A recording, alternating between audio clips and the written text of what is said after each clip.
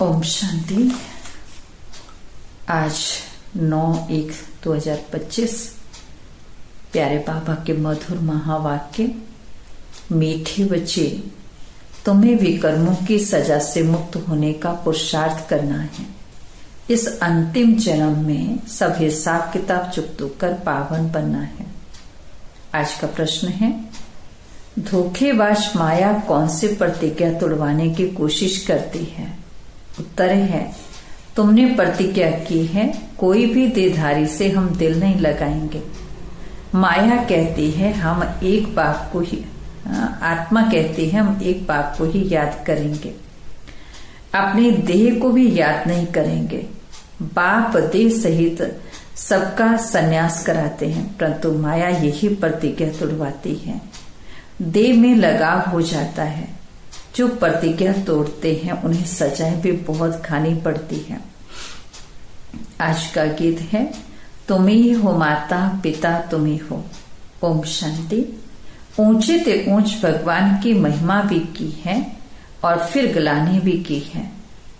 अब ऊंचे ते ऊंच बाप खुद आकर परिचय देते हैं और फिर जब रावण राज्य शुरू होता है तो अपने ऊंचाई दिखाते हैं।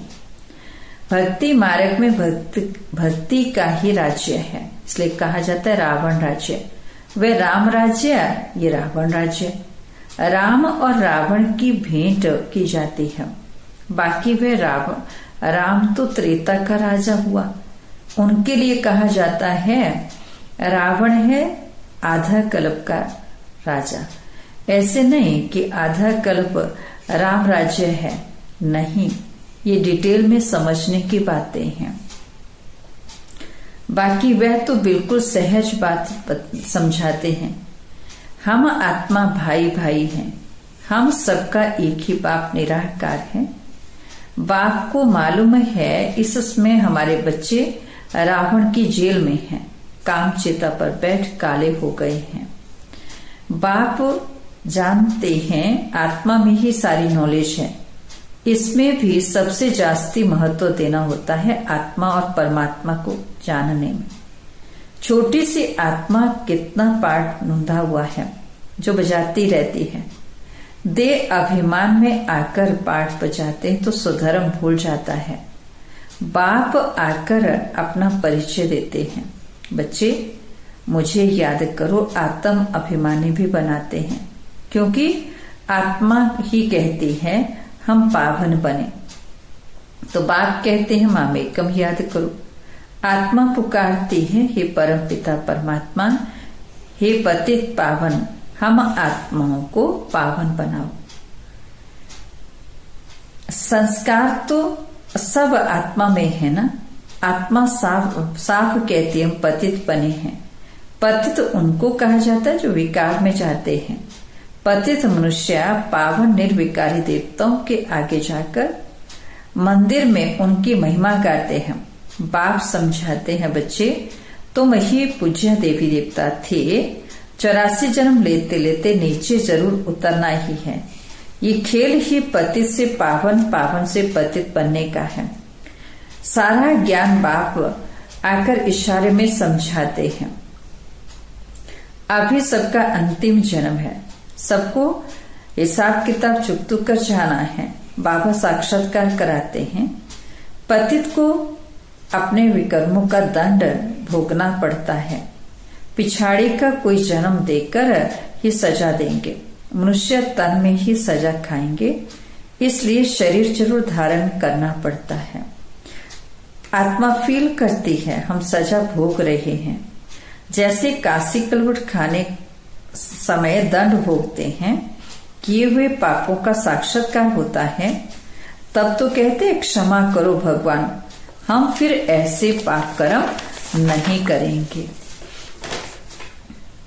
ये सब साक्षात्कार में ही क्षमा मांगते हैं, फील करते हैं, दुख भोगते हैं। सबसे जास्ती महत्व है आत्मा और परमात्मा का।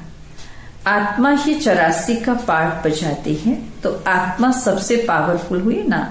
सारे ड्रामा में महत्व है आत्मा और परमात्मा का, जिसको और कोई नहीं जानते हैं। एक भी मनुष्य नहीं जानते कि आत्मा क्या, परमात्मा क्या है। ड्रामा अनुसार ये भी होना ही है। तुम बच्चों को भी ज्ञान है कि ये कोई नई बात नहीं है, कल पहले भी ये चला था। कहते भी हैं ज्ञान, भक्ति और वैराग्य, परंतु अर्थ नहीं समझते हैं। बाबा ने इन साधुओं आदि का संग बहुत किया हुआ है, सिर्फ नाम ले लेते हैं।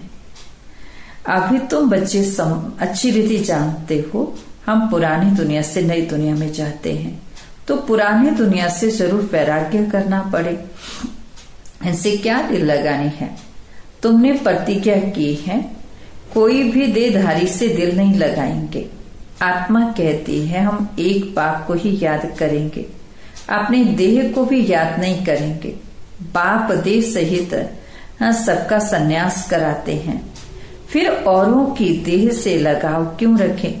कोई से लगाव होगा तो उनकी याद आती रहेगी, फिर ईश्वर याद आ ना सके। प्रतिज्ञा तोड़ते हैं तो सजा भी बहुत खानी पड़ती है, पद भी भ्रष्ट हो जाता है। इसलिए जितना हो सके बाप की याद में रहना है।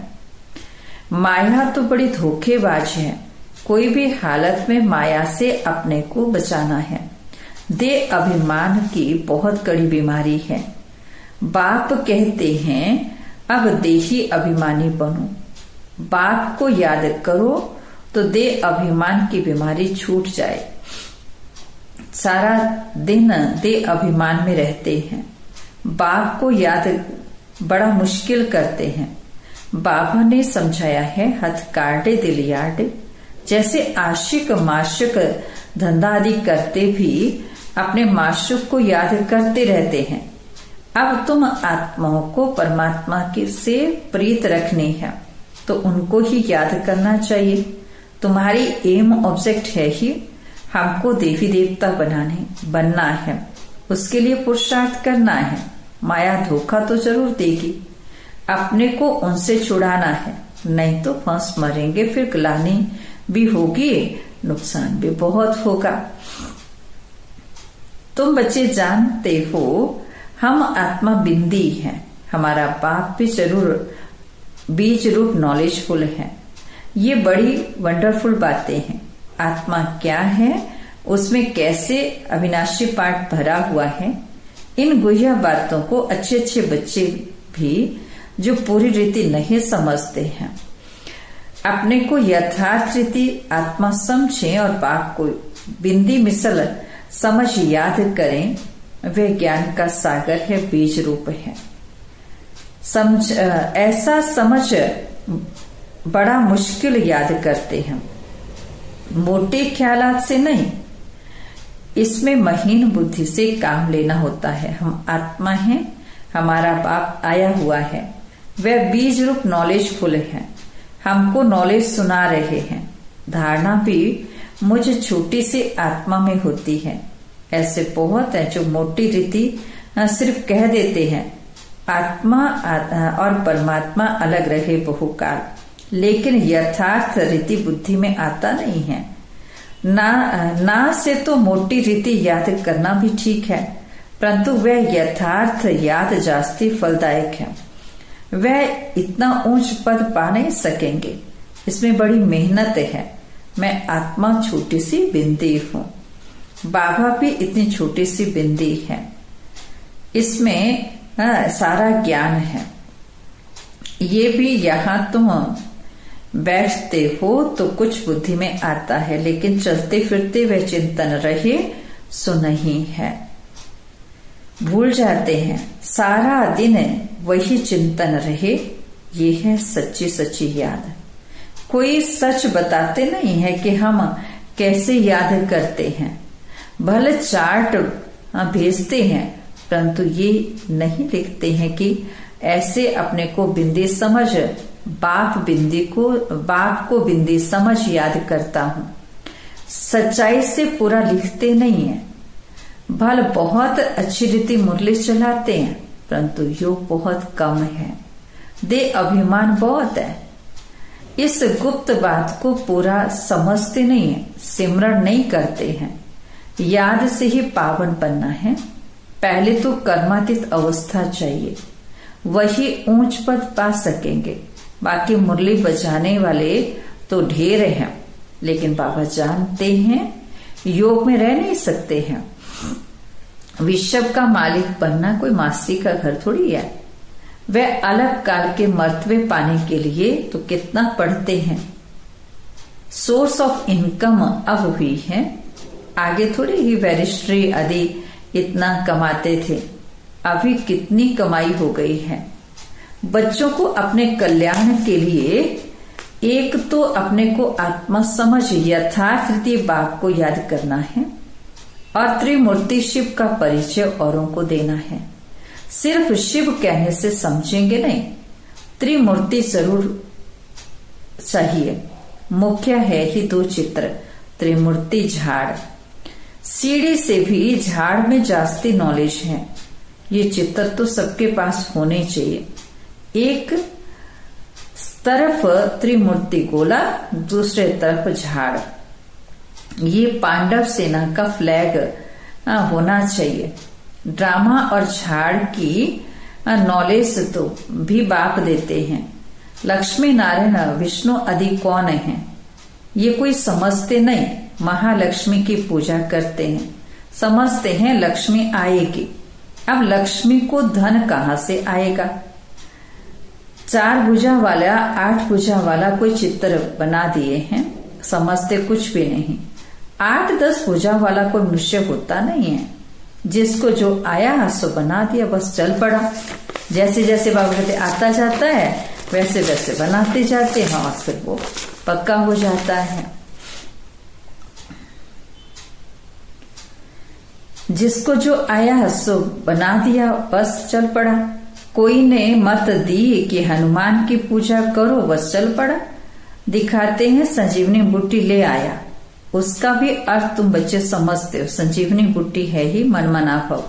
विचार किया जाता है कि जब तक ब्राह्मण न बने, बाप का परिचय न मिले, तब तक वर्त नोटी पहनी है। मर्तबे का मनुष्य को कितना अभिमान है। उन्हों को तो समझाने में बड़ी मुश्किलात है। राजाई स्थापन करने में कितनी मेहनत लगती है।